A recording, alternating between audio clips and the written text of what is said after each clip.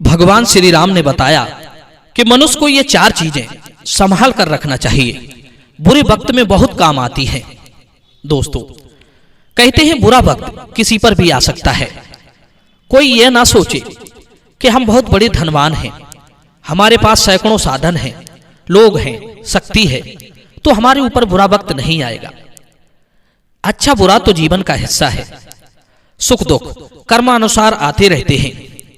समझदारी तो तब है कि जब हम जान जाएंगे कि अच्छे वक्त में हमें कैसे रहना है और बुरे वक्त से हमें कैसे निकलना है। विश्वास मानिए दोस्तों, अगर आपने अच्छे वक्त में सही से जीना सीख लिया तो बुरा वक्त आने के बहुत कम चांस रहते हैं। अक्सर लोग अच्छे वक्त में ही गलतियां करते हैं, जिसकी वजह से बुरा वक्त आता है। वो कहते हैं ना, सुख में लोग लापरवाह और निकम्मे हो जाते हैं।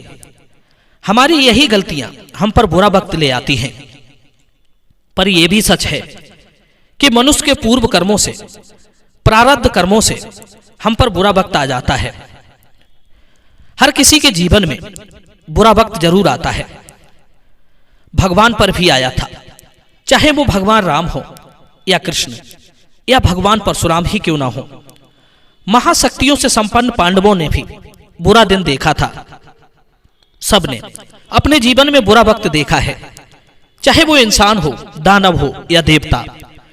परंतु सवाल यह है कि हमें बुरे वक्त से निकलना कैसे है। किन सावधानियों को हम अपने जीवन में लेकर चलें, किन किन चीजों को हम संभाल कर रखें जो बुरे वक्त से निकलने में हमारी मदद करेंगे। तो आइए मित्रों, इस वीडियो को पूरा सुनने के बाद ही हम इस बात को समझ पाएंगे। एक बार भगवान श्री राम ने जब किष्किंधा के वानर राज बाली को मार गिराया था तो सुग्रीव को वहां का राजा बना दिया गया। राजा बनते ही सुग्रीव राजसी भोगों में डूब गया। वो ये भूल गया कि मुझे प्रभु श्री राम की अर्धांगिनी माता सीता का पता लगाना है। ये सुख है ही ऐसी चीज जो मनुष्य को अकर्मण्य, आलसी और लापरवाह बनाती है। लक्ष्मण जी के द्वारा जब सुग्रीव को धमकाया गया तब उसे प्रभु श्री राम को दिया गया वचन याद आया। कहते हैं, दुख या भय खड़ा होने पर ही मनुष्य सोचता है, सुख में तो वो भूल जाता है। तब प्रभु राम ने सुग्रीव को समझाया, हे मित्र, सुख पाकर मनुष्य को ये नहीं भूलना चाहिए कि अब उसके ऊपर दुख नहीं आएगा। सुख में रहकर भी उसे दुखों से लड़ने का इंतजाम करते रहना चाहिए।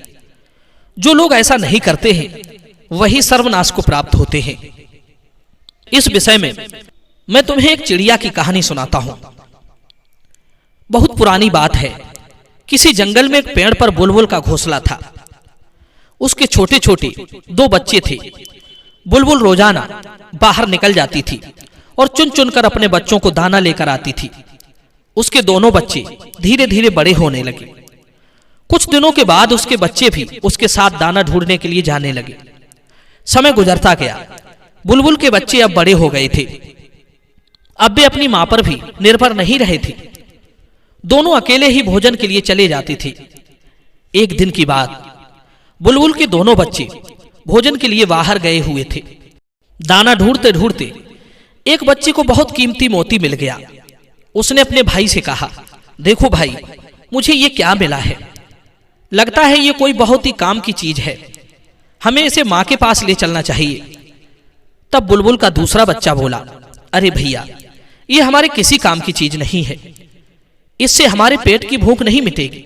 तुम इसे फेंक कर दाना ढूंढने में अपना समय लगाओ। बेकार की चीजों के पीछे क्यों पड़े हो। तब वो पहला बच्चा कहता है, नहीं भाई, मैं इसे मां के पास जरूर ले जाऊंगा। हो सकता है ये हमारे किसी काम का हो और हमको इसका ज्ञान ना हो। मित्रों, इस प्रकार बुलबुल का वो बच्चा मोती लेकर अपनी मां के पास आया और बोला, देखो मां, आज मुझे क्या मिला है। बुलबुल ने जब उस मोती को देखा तो कहने लगी, बेटा, ये तो बहुत ही कीमती मोती है। ऐसी चीजें समय पर बहुत काम आती हैं। इतना कहकर बुलबुल ने वो मोती अपने घोंसले में संभाल कर रख दिया। समय गुजरता गया। एक दिन एक शिकारी जंगल में चिड़ियों को पकड़ रहा था।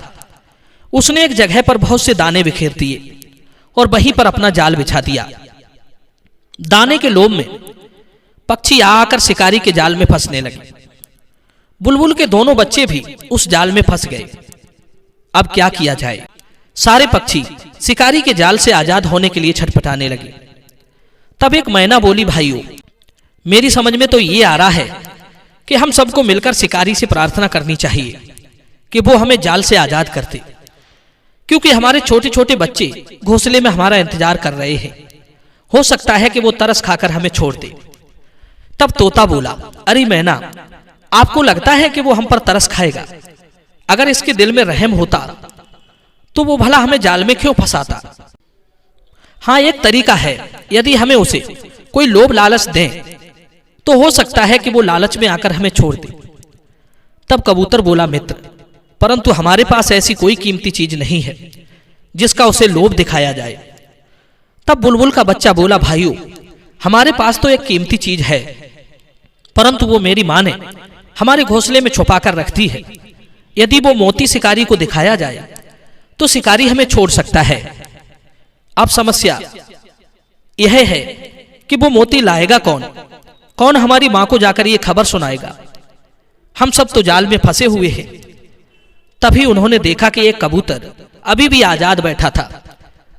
तब सब पक्षियों ने मिलकर आवाज देकर कबूतर को अपने पास बुलाया और उसे सारी बात समझा दी। कबूतर तुरंत उनकी सहायता करने के लिए चल पड़ा।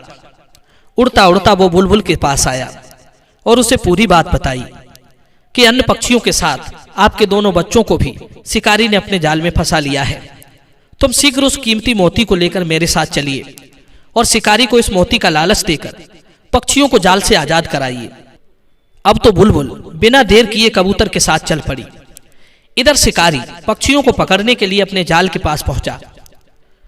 तभी बुलबुल शिकारी को वो कीमती मोती दिखाती हुई बोली, ए व्याध, यदि तुम अपने जाल से सभी पक्षियों को छोड़ दो तो मैं तुम्हें ये कीमती मोती दे सकती हूं। ये मोती बड़ा ही कीमती है, तुम्हारा जीवन बड़ी आसानी से कट जाएगा।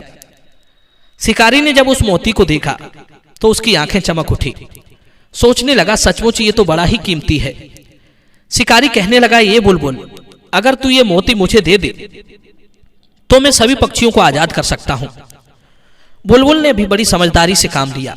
वो जानती थी कि अगर पहले मैंने मोती दे दिया तो शिकारी अपनी बात से मुकर सकता है। यदि ऐसा किया तो मोती भी चला जाएगा और सारे पक्षी भी मारे जाएंगे। बुलबुल बोली, ये व्याध, पहले तू पक्षियों को आजाद कर दे। जैसे ही सारे पक्षी उड़ जाएंगे मैं ये मोती नीचे गिरा दूंगी। शिकारी जानता था कि पक्षी झूठ नहीं बोलते हैं, इसलिए उसने सारे पक्षियों को अपने जाल से आजाद कर दिया। जब सभी पक्षी उड़ गए तो शिकारी बुलबुल से वो मोती मांगने लगा। बुलबुल ने सोचा कि आज इस मोती ने कई पक्षियों की जान बचाई है। अगर ये मोती मेरे पास नहीं होता तो शिकारी उन पक्षियों को आजाद नहीं करता। ये मोती तो हमारे बहुत काम का है, विपत्ति आने पर ये हमें फिर उबार सकता है। ऐसी कीमती चीज तो हमारे ही पास रहनी चाहिए। बुलबुल ने एक बात और सोची कि ये शिकारी तो सबका अहित करता है, इसलिए ये मोती मैं इसे नहीं दूंगी। बुलबुल बोली, ये व्याध, तुम बड़े निर्दयी हो। तुम्हें हम छोटे छोटे जीवों पर कभी दया नहीं आती, इसलिए मैं तुम पर भी कोई दया नहीं करूंगी। बुरे को बुराई का सबक मिलना ही चाहिए, यही तुम्हारे लिए सजा है। इतना कहकर बुलबुल मोती लेकर अपने बच्चों के साथ घोंसले में चली गई। शिकारी निराश होकर लौट गया। बुलबुल के बच्चे बोले, मां, तुमने वो मोती शिकारी को क्यों नहीं दिया? इस मोती के लिए तो उसने हमें आजाद किया था। तब बुलबुल अपने बच्चों से कहती है, बच्चों, हम सबको बुरे वक्त से लड़ने के लिए ये 4 चीजों को संभाल कर रखना चाहिए। पहली, कोई कीमती वस्तु, धन, सोना चांदी इत्यादि। दूसरी, परोपकार करके ज्यादा से ज्यादा लोगों को अपना बनाना चाहिए। बुरे वक्त में वे सब आपका सहारा बन जाते हैं। नंबर 3, हिम्मत, धैर्य और जागृत विवेक। अक्सर लोग मुश्किल में घबराकर अपना धैर्य खो देते हैं, जिससे उनका विवेक काम नहीं करता। अगर वे साहस और धैर्य से काम लें तो मुश्किलों से निकलने का कोई न कोई रास्ता निकाल ही लेते हैं। नंबर 4, अपने रिश्तों को सदैव बनाकर रखें और मुश्किल वक्त से लड़ने का अभ्यास भी निरंतर करते रहना चाहिए। कहते हैं, सुख भोगते भोगते मनुष्य की दुखों से लड़ने की शक्ति खत्म हो जाती है। इसलिए जीवन में कठिन संघर्ष करते रहना चाहिए। मित्रों, उम्मीद करता हूं ये कहानी आपको जरूर समझ में आई होगी। तो चलिए वीडियो को लाइक कीजिए और मिलते हैं आपसे अगली वीडियो में और चर्चा के साथ। आप सभी का बहुत बहुत धन्यवाद। जय श्री कृष्ण।